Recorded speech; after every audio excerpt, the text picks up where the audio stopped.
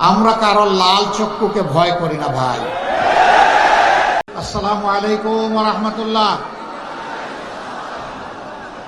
প্রিয় গাইবান্ধা জেলাবাসী, আপনারা কেমন আছেন? আপনারা ভালো আছেন? আলহামদুলিল্লাহি রাব্বিল আলামিন, ওয়াসসালাতু ওয়াসসালামু আলা রাসূলিহিল কারীম ওয়া আলা আলিহি ওয়া সাহবিহি ওয়া আহলি বাইতি আজমাইন। প্রিয় গাইবান্ধা জেলাবাসী এবং সাংবাদিক বন্ধুগণ, আজ আমি আপনাদের সামনে সত্যিকার অর্থে কোনো বক্তৃতার ফুলঝড়ি ছড়াতে আসিনি। আমি এসেছি আপনাদের একজন হয়ে বাংলাদেশের অতি গুরুত্বপূর্ণ উত্তরাঞ্চলের একটি গুরুত্বপূর্ণ জেলা এই গাইবান্ধার মানুষের সুখ এবং দুঃখের সাক্ষী হতে। আমি এসেছি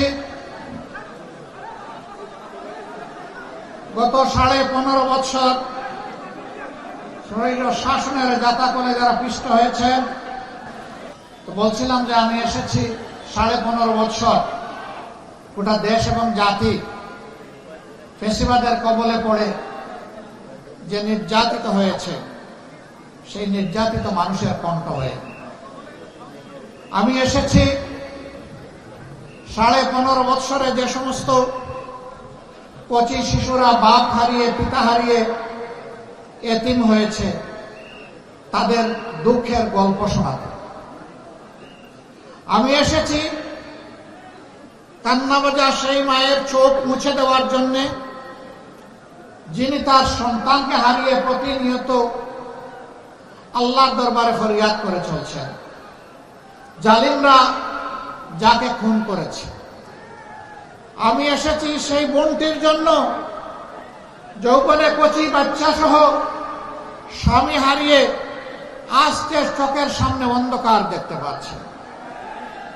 আমি তাকে আমার পক্ষ থেকে সংহতি, 10 দলের পক্ষ থেকে সংহতি, সম্মান, শ্রদ্ধা এবং সান্ত্বনা যোগাতে এসেছি। আমি এসেছি সেই সমস্ত মজলুম মানুষের জন্য। স্বৈরাচারী সরকার শুধুমাত্র তার রাজনৈতিক প্রতিপক্ষ হওয়ার অপরাধে যাদেরকে তাদের ন্যায্য চাকরিটা কেড়ে নিয়েছিল, তাদের পক্ষে কথা বলতে। মসজিদের ইমাম মুয়াজ্জিনকে গায়ের জুড়ে মসজিদ থেকে বের করে দেওয়া হয়েছিল, তাদের আহাজারির সাথে আমার কণ্ঠ মিলাতে আমি এখানে এসেছি। প্রিয় গাইবান্ধাবাসী, এই যে আপনাদের পাশ দিয়ে নদীগুলা বয়ে গিয়েছে, এগুলো আল্লাহ তাআলার রহমত, নিয়ামত। কিন্তু এই নিয়ামত গুলাকে অতীতের 54 বছরের সরকারগুলো সংরক্ষণ করেনি। এক সময় যে নদী দিয়ে জাহাজ চলতো, এই নদী দিয়ে এখন সাধারণ নৌকা চলাচল করতে পারে না। গতকাল ঢাকা থেকে যখন আসছিলাম, নিচের দিকে চেয়ে চেয়ে দেখলাম, আর আস্তে আস্তে চোখের কোনায় পানি জমে গেল। নদীর পানি উবে গিয়ে নদীগুলো এখন মরুভূমি, কঙ্কাল হয়ে পড়ে আছে। এই নদীগুলো আল্লাহর দান। 4টা বড় বড় নদী আল্লাহ তাআলা নর্থ বেঙ্গলের মানুষের জন্য নিয়ামত হিসাবে দান করেছিলেন। তিস্তা, ধরলা, করতোয়া এবং ব্রহ্মপুত্র, সবগুলা নদীর একই অবস্থা। নদীর অবস্থা হলো শরীরের রক্তনালীর মতো। রক্তনালী দিয়ে যদি রক্ত সঞ্চালন হয়, যে কোনো প্রাণী বা মানুষ বেঁচে থাকবে।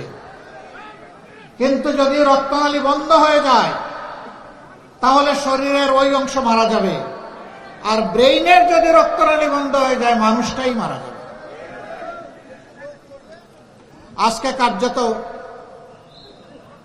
অতীতের সরকারগুলোর উপেক্ষা, উদাসীনতা, অবহেলা গোটা নর্থ বেঙ্গলকে মৃত্যুর দিকে ঠেলে দিয়েছে। নদী মরে যাওয়া মানে আমাদের মাটি মরে যাওয়া, আমাদের মাটি মরে যাওয়া মানে আমাদের রিজেকের দুয়ার বন্ধ হয়ে যাওয়া। মহান আল্লাহর পর ভরসা করে আপনাদেরকে আমরা কথা দিচ্ছি, উত্তরবঙ্গের মানুষের নয়, শুধু বাংলাদেশের আপামর জনতার ভালোবাসা, দোয়া, সমর্থন এবং ভোট নিয়ে আমরা যদি সরকার গঠন করতে পারি, তাহলে নর্থ বেঙ্গলে প্রথমে আমাদের দৃষ্টি পড়বে মরা নদীগুলাদের উপর। নদীর জীবন ফিরে আসলে নর্থ বেঙ্গলের জীবন ফিরে আসবে ইনশাআল্লাহ। আমরা গোটা নর্থ বেঙ্গলকে একটা কৃষিভিত্তিক রাজধানীতে পরিণত করতে চাই। এখানকার মানুষ আসমানের আপেল খাওয়ার জন্য কারো কাছে দাবি জানায়নি। সহজ সরল জীবনযাপন, অল্পে তুষ্ট, কঠোর পরিশ্রমী। তাদেরকে তাদের পরিশ্রমের জায়গাটা তৈরি করে দিতে হবে। হাড় ভাঙ্গা পরিশ্রম করে এখন মাঠে আগের মতো ফসল ফলে না। সার দিতে দিতে জমির জান শেষ। এর মূল কারণ হচ্ছে ওই যে মিঠা পানির পরশ থেকে, স্পর্শ থেকে আমাদের মাটি, আমাদের জমি বঞ্চিত হয়ে পড়েছে। তিস্তা মহাপরিকল্পনার পাশাপাশি নদীগুলাকে জীবন দেওয়ার মহাপরিকল্পনা নেওয়া হবে ইনশাআল্লাহ। আমরা কারো লাল চক্ষুকে ভয় করি না ভাই, আমরা ভয় করি শুধু আল্লাহ রাব্বুল আলামিনকে।